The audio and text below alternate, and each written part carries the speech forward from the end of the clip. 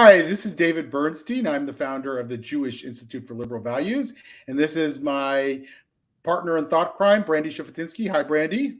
Hey, David. We are the Jewish Contrarians podcast, and we have a hot topic today, as we usually do, because we like hot topics. Should we drop the term woke? Now, I could go on a rant of all rants here and probably spend 30 minutes uninterrupted. But I'm not going to do that because Brandy actually has some thoughts that may actually differ from mine. So we could get in a little bit of a back and forth here, which would be good because we like to model that. So Brandy, let me start with you.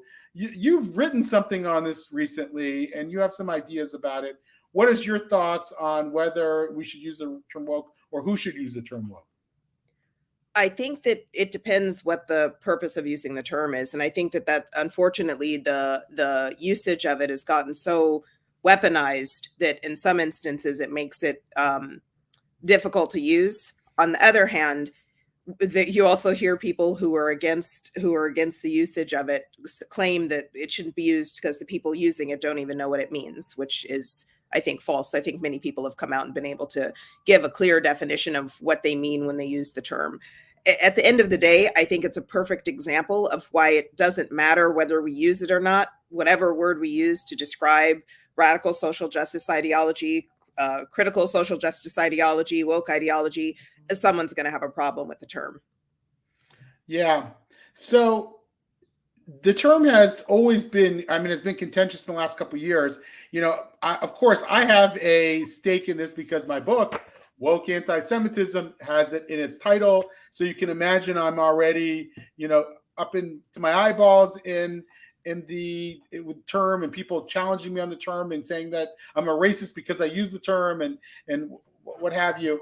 It became even more contentious, though, after Bethany Mandel, who's a writer, was interviewed on this podcast, and she was asked what the term woke meant, and she froze. She had just written this book, Stolen Youth, with Carol Markowitz, and she comments like, "What a way to make your book sort of go viral, is to actually freeze in the face of a question." So she couldn't answer the question, and a lot of people then said, "See, the people who are using it are just using it as a pejorative, and they don't even know what it means." I actually have a definition. Maybe I'll try it out on you. I use it all the time. And the reason why, I don't have to use the word woke. If someone else gives me a better word to describe the same thing, I'm all in. I'm not stuck on any word, but it's the only word that has some cachet that people have some sense of what it means when you use it. So what I mean by woke woke ideology, let's say, are two basic tenets. Number one, that bias and oppression are not just a matter of personal attitude, but are ingrained in the very systems and structures of society. And number two, that only people with lived experience of oppression have the qualification and the insight to define it for the rest of society. And I always say, and I always qualify that both of those things can be true. Bias sometimes and often is ingrained in systems of society, and sometimes people with lived experience have something to say about oppression or bias or racism or what have you, or anti-Semitism. And so I don't dismiss either of those, but when you uphold them as always true, when you treat them as dogmas, it can easily be weaponized as it has been. That's my definition. Am I wrong? I think that definition applies to the term and how it manifests today. You have people on the far left that say, well, that's not where woke came from. It came from when the Black community used woke to do A, B, and C, or to describe these specific situations. And then they go on to use the term not related to those specific situations. And then you have people that are on the right who also then will use the term woke to describe any and everything that can be defined as liberal or progressive. And to me, like, both of those instances aren't necessarily true. I think that when you use the term how you describe it, makes perfect sense. When I talk about woke ideology, to me that's easily described as progressive, far left progressive ideology, not progressive in the terms of equality and justice and fairness, but progressive to the point of where things become regressive. And word policing is actually a really great example of that, where you see people who self-define as progressive, then policing speech, where we would normally think that would happen on coming from people on the far right. Yeah. So it always amuses me when people, even on our sort of camp, our liberal camp that is pushing back against the ideology, the W word ideology, a lot of times they'll say, well, I've stopped using the word woke, and the word woke has become pejorative and I won't use it anymore. And they dance around it and they come up with another term, as I do, like critical social justice. Our friend Mars Chung just put in the chat, regressive left, whatever term we use. And they say that they're not going to use that word in writing. But then in speech, in the conversations at the bar, and there were two really recent examples of this where I was with larger groups of people who share that basic view. They use the word all the time. So they're using the word because it has explanatory power and because people know what it is. It's a shorthand for something. And I think the word itself sort of bespeaks its meaning to a degree. The idea of woke, that I'm aware of systems of oppression, that's what I think it is saying, or at least one version of it is saying that, means that that has explanatory power. That tells me, okay, now I'm going to take that term that you say means your awareness of systemic bias and the like, and I'm going to say that that the ideology around that, woke ideology, means something. It means that you're making a claim that bias is embedded in systems and that you have the standing to do that and that others should defer to that claim. And I think that's why woke continues, even if everybody wants to borrow it, even if people in our own camp want to borrow it, continues to have explanatory power and just doesn't go away so easily because people know what it means to a degree. I agree with you on that. I think it's a fascinating study in society and sociology when we look at people, when we consider the idea that, okay, let's not use this word, instead let's use the definition of it. I think that's nonsensical when we're talking about communication. We have words for a reason. They're shorthand for definition. If people understand the definition, usage of the word should continue. And right. Whether somebody see it as a pejorative or as an accolade, that doesn't matter. That's the same goes for any word. Some people like it and like what it describes and what it defines, and other people are against it. That's not a reason to say don't use that word. Yeah. So our friend Mars, Dan, if you could bring it on the screen for those who are watching, said, why did the term regressive left not catch on? It seemed to be a far more accurate and nuanced term. Woke led, somewhat understandably, to confusion. And my answer to that is that regressive left doesn't describe the ideology. It says something about how you're characterizing a group of people, but it doesn't tell you what the ideology says. Woke actually bespeaks to a degree the ideology. That's my answer. I don't particularly love progressive left. I will use the term I use the most nowadays is sort of radical social justice ideology. Helen Pluckrose, who is one of the sort of gurus in our movement, used the term social justice, critical social justice, which ironically was coined by Robin DiAngelo in an earlier book, Not in White Fragility. And Robin is using it to describe this umbrella term, which means the critical race ideology and very critical gender ideology and the like. And I think it's perfectly fine. It's very technical. The problem is when I use it, most people don't know what I mean. And the irony of all this is that when I use it and people on my sort of left flank then come at me, they say, you're just using a quote unquote made up term. So I can't use woke because that's pejorative. And I can't use critical social justice because that's a made up term. And I can't use the word social justice at all because that means that we're actually criticizing this holy concept of social justice. I can't use regressive left because then you're attacking a whole group of people and so on and so forth. And you realize, well, you really can't use any term, which is exactly the point. Which is then a perfect example of the silencing. Oh, what's the point of the uproar over the use of a specific term? I actually agree a little bit with what Mars is saying as far as the regressive left, and that's for a specific reason. I think that right now, ideology coming out of the far left is touting itself as being progressive when in fact it isn't. It's the exact opposite. Regressive is a wonderful way to describe it. So is illiberal. And it's a form of illiberalism, and illiberalism can come from the far left or the far right. When we're talking about where it comes from on the left, I think woke is a term to use to describe it. The regressive left or regressive leftism is a way to describe it pretty accurately. When you have people that are on, left of center who are saying things and enforcing and pushing and encouraging policies that aren't progressive, that don't move the needle forward and don't evolve us as humans, but actually pull us backwards, they're regressive. I mean, that's a regressive ideology. Yeah. And, Freddie Dubois, who is a very good writer and has an excellent Substack who writes on these issues, and by the way, is quite a leftist. I mean, I think he even defines himself as a Marxist, said, please just fucking tell me what term I am allowed to use for the sweeping social and political changes you demand. And he says, if you give me the definition, I will use it. I beg you to read anything else I've written. I beg you.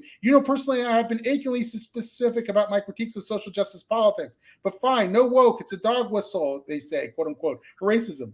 But the same people say there's no such thing as political correctness. And they say also identity politics is a bigoted term. So I'm kind of at a loss. Also, they propose sweeping changes in K through 12 curriculum. But if you can't call it CRT, even though the curricular document specifically reference CRT, and if you do, you're an idiot and you're also a racist, crypto-fascist, then what can you use? And I think he's spot on. Like, tell us what you're comfortable with to describe the ideology. And if you say, well, no, there's no real ideology, there's nothing really here, then all you're trying to do is trying to actually stop the conversation from happening. And I think that's hitting the nail on the head, that the purpose of all of this tug of war over terminology and words is really just an attempt to silence the conversation, to shut everybody up. Yeah, so the Sababa sisters say in the chat, if you can't get your hands around it, you can't target it for scrutiny. And I feel like that's what we're up against. So, I'm willing to not use the term, but you gotta actually have the discussion. So this is where we disagree, David. I'm not willing to not use the term. One, I'm very much in favor of free speech, and I'm going to use whatever term I choose to use. And two, there hasn't been an appropriate alternative platform, and I'm not going to be silenced. I'm not going to be, oh, you can't use that term because it offends this group of people or that group of people. Okay, let them be offended. Yeah. So of course, I have a book called Woke Anti-Semitism, so I'm a bit stuck with the word to a degree. I had a breakfast with a prominent Jewish professional, and he said, I agree with a lot of what you say, but I think you should change the name of your book. I'm like, it's not going to happen. The publisher really is into the term because it's a provocative term. I know it's a provocative term. John McWhorter called his book Woke Racism. Okay. And I'm sure the publishers wanted that to use it because it gets people's hackles up to a degree. It creates discussion. So I used a very similar titled book to get the conversation going. I realize it has a downside and some people are going to use it as against me. But again, I mean, in a way, the response itself to this word that we're going crazy over is proof of what we're critiquing. It's an obsession with these terms, and it uses terms, and it's a hypersensitivity that's just not culturally healthy. Yeah, I mean, I think the push to police speech has never been. We know from human history, it's never been culturally healthy, and so I'm not one to engage in it. And maybe I'm just feisty and too too stuck in my ways where I'm going to say no. I'm going to say what I want to say and use the words I choose to use. I'm especially not going to take lessons on what words to use from groups of people who have hijacked the terms for their own political or ideological gain. Yeah. Look, I learned around the term woke because there were people on the progressive left who were using it proudly to describe what they were doing. And so that's why I started using it, because they were describing something particular. It was a political and social program. And they used the term to describe that political and social program. So now I had a word to describe what I was critiquing. And their usage was a hijacking of the original intent of the word, which is always where I get stuck. Now you took something, you hijacked it from a specific community to fashion it into this thing that makes you feel proud of your ideology and what you do. People use it to critique you, and now, oh no, don't use that word because now you're targeting that community. That's ridiculous. Yeah, although I'm not sure, do terms really get hijacked? I mean, sometimes I guess they can, but like, terms, language evolves, right? And people use language and it evolves, and sometimes it means something different. I mean, I'm in a constant battle with my kids over the term socialism. And they'll say, I'm a socialist. I'll say, okay, what does that mean? Well, I believe we should have more generous social programs and we should have more of a redistribution of income. And I'm like, that is not what socialism means. Socialism is government ownership of the distribution of goods and services, of capital. That's what it means. It's something. And well, no, that's not how I use it anymore. So you can see how people misuse and use terms in ways that drain them of meaning, so you can no longer talk about them easily. And yeah, I feel like when I'm talking about hijacking, I mean something specific. I'm talking about, okay, you're taking the word and the idea of wokeness that has been used since the early 20th century in the Black community to mean a specific thing. What did it mean? Because you've read about that, and that was the first I've heard that. So go tell me. It meant to, as a Black American, stay aware of your surroundings and situations because you may enter a space, a neighborhood, a city, a town where you will get lynched. Stay awake, keep your eyes open, pay attention. That's what it meant. Now you have people that are on the far left that have taken it to mean anything that they deem progressive. So having nothing to do with Black people, nothing to do with lynchings, nothing to do with the Klan, nothing to do with its original intent, but just to mean something that aligns with their ideology. Then when it gets used to critique that ideology as they've been using it, oh my goodness, you're using that word and now you're anti-Black. Right. It's not, to me, that's absolute nonsense. Right. I think so. Right. I remember a writer and someone I've known over the years, Carly Pildes, wrote a piece in Tablet magazine saying, I don't remember the exact title, maybe Dan can find it, saying that that Jews should embrace wokeness. And by that, she describes what she means by that. And I'm critical of what she's offering up in that article. And so as a result, I need some language to talk about it. Recently, we dealt with a controversy that sort of hasn't fully blown over, and I don't want to dwell here, but there was a video put out by the Combat Anti-Semitism movement on woke anti-Semitism, and it wasn't their best work, and they know that. I'm positive because they've said so. But at the same time, a lot of the people who went after it treated it as racist because they used the term. So it feels like every time I turn around, the word has become even more toxic. Like, in other words, you shouldn't use this word because you're misappropriating a word. Now you're a racist if you use the word. Like, it's constantly escalating in nature. I mean, I think that brings about a whole nother topic for discussion, and maybe that'll be another podcast. But should we be using the term racist just to describe everything we disagree with? Because all it seems to serve is to make people want to shut up, because one of the last things people want to be called is racist. Yeah. Well, that's what reinforces it. That's what scares people.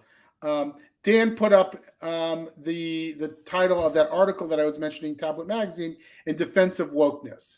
And so again, this is probably a few years old, but it was used to describe something. And I'm trying to describe that same thing, but in a way that's critical. So just because I'm critical of it means that I can't talk about it. That seems very strange to me. There's also this notion I've heard, and it was used in this letter for open discourse, which was a response to the letter that the Jewish Institute for Liberal Values was involved with at our founding. It was called the Jewish Harper's letter.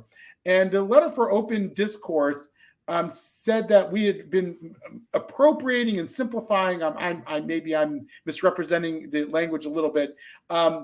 Sort of social justice concepts, and so in other words, if I'm saying, well, critical race theory is X or whatever, my very doing it because I don't have standing in this conversation is an affront to these concepts. So they've turned these concepts into something that's sacrosanct, that should be above critical discourse, that should not be above scrutiny. They belong to the Black community, and by Black community they mean some very specific group of people in the Black community. And do you have any thoughts about, like, is it should these terms be beyond use, like critical race theory or whatever? I don't think any terms should be beyond use. Again, I think that we've seen that type of, it's like a religious fervor where certain things can't be discussed, debated, drawn, talked about, names written. Like I don't abide by that. We live in a country that should be valuing free speech and freedom of expression. And the very idea that there's going to be some form of a committee of judges that determines not just you can't use it because you're not Black, but certain Black people can't use it because they're not the right kind of Black. We've seen this before in different societies. That's, again, regressive is a great term to use to describe it because that's exactly what it is. Yeah. So let me play devil's advocate for 1 second on both of us, because it's not, there are people who say, well, okay, well, you think their terms should be up for discussion and shouldn't be rendered taboo. But how do you Jews like the use of the word concentration camp by others who are using it to mean something different than the camps in Nazi Germany? What do you think? Why is that different? I don't think it is different. I think people are free to use whatever words they want. That doesn't mean I'm not offended by it, but I'm free to be offended. We live in a free society. I don't need people to change their language so that I'm always comfortable. Just like I don't need to pretend to always be comfortable with the language they use. I can easily say that's offensive and this is why, and they're free to continue using it. Yeah, but it might depend on how you what you do with your offense. Like if you say, I wish you wouldn't use that word because it's a word that means something to us Jews and means something very specific. I wish you wouldn't use that term. That's one thing. If you say, you are an anti-Semite for using the term concentration camp, you are creating a chill. And I'm not saying you're not using the power of government to shut people down. You're not trying to, but if you try to get them fired, for example, that it seems to me that would be an expression of cancel culture to a degree. Do you disagree? No, I agree with you. I think that goes along with, should we call everything we disagree with racist? Should we call everything we disagree with anti-Semitic? I think that there are very specific definitions and tied to those words that hold a level of power that people that just throw them like darts at their enemies freely are doing it for a purpose to create that chill. I'm not a fan of that. That doesn't mean that I'm not going to get offended or be offended or stay offended. Yeah. Joe Nalvin said semantics, a big field. Let's not reinvent it. I mean, obviously the conversations about the meanings of words, linguists have been talking about these terms for years. I've heard John McWhorter, who is one of the foremost linguists at Columbia University and somebody who probably agrees with us on a lot of these issues, talk pretty extensively about this. And he's talked extensively about the word woke. I think he might have written a New York Times column on it. So obviously this has been around a lot. We're not the first or only people who are talking about how terminology changes and so forth. But I think we are constantly talking about what the rules of the game ought to be. I look at it like this. Words have a specific purpose, and that's communication. And if the point of communication is to get understanding across and to gain understanding, that's where it should stay. If people understand and know what we mean when we use the term woke, even if some of them may be offended, but they understand the meaning, there's no reason to keep, playing it. Don't use that word, use this word. That's a waste of time. Yeah. And I think this is really the key point here. There's a difference between trying to communicate ideas in good faith and being demeaning. So, obviously when you throw around a certain term in a way that's meant to demean others, the N word, for example, and I think there are probably many other words we could come up with. There's no idea you're trying to communicate. You're just trying to be nasty to another human being. Or a group of human beings. And so I think that's not protected by free speech. I mean, it's protected legally by free speech, but it doesn't get you off the hook because you're being a jerk by using that term, and you should be called out. And we don't want people, you left and right, to have permission to use a very mean term that's demeaning to other groups of people. But that's different. And I guess you could say, well, if somebody's using the W word, woke, in the same way, if they're throwing it around promiscuously and they're calling everything that they don't like woke, and every policy they don't like, and every liberal that they don't like woke, they're kind of being a jerk too. I mean, it's not the same level of jerk, but they're still being a jerk. And I think that I would say you're being a jerk by doing that. But if somebody is of serious mind and they're trying to communicate a set of ideas, I don't see why we should shut that down. Yeah, no, I don't think it should be necessarily shut down. Again, I think that it matters what's trying to be communicated. And when somebody is, even when they're using a slur, they are trying to communicate something, a certain level of hatred, bigotry, prejudice, whatever you want to call it. The point of it is a threat. The point is they are still communicating. And there isn't, I'm not a fan of thinking of speech police or word police. I also acknowledge that at a certain point, if one side really is just using this word to call everything they disagree with woke so they can kind of slander it or use it as a slur, the word loses its meaning. And so it stops being a tool for communication.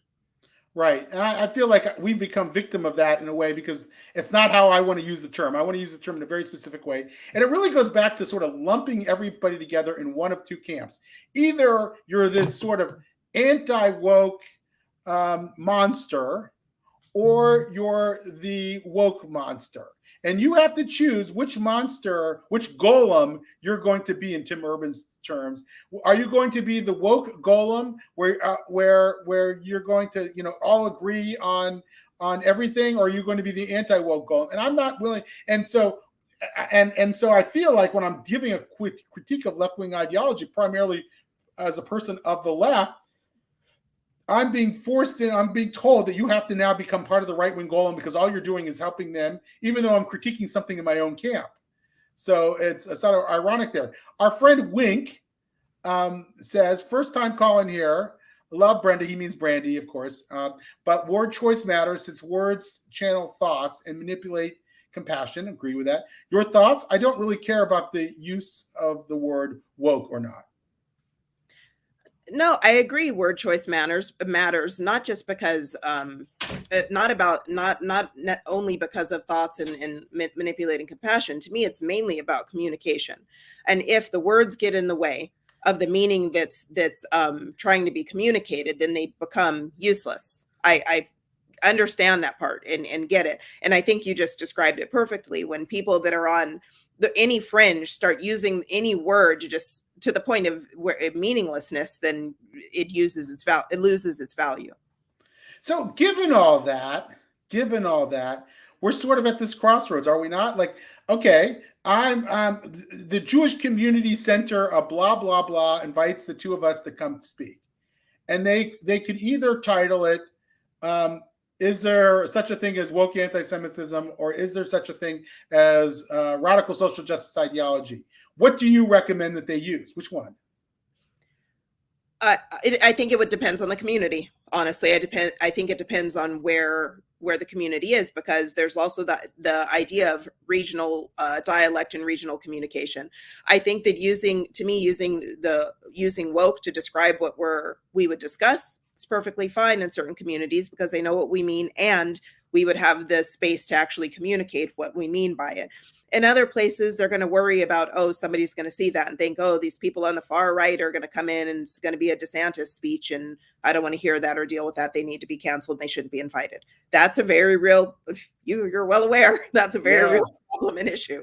Yeah. But the problem is in today's day and age, they bleed into each other. So if I'm going to speak to a maybe more conservative part of the country and they're eager for me to use the word woke anti-Semitism in the talk, I'm publicizing it on Twitter or on Facebook. They are too.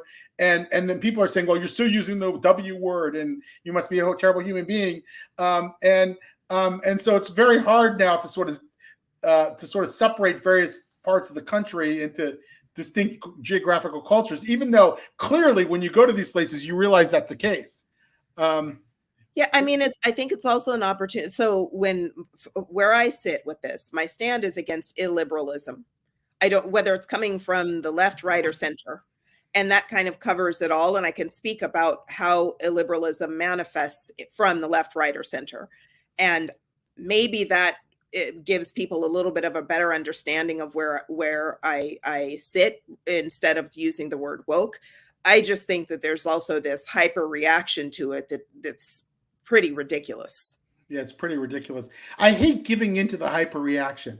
That's the part of me that sort of wants to slip it in there every now and again, even though, because I don't want another damn term to become completely taboo. It's just because so I feel like there's no end to it.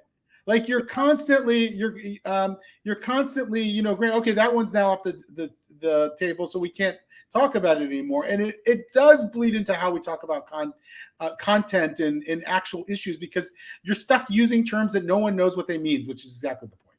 I mean, this just happened. The word cis is now, I mean, what, a day or two ago? Yeah.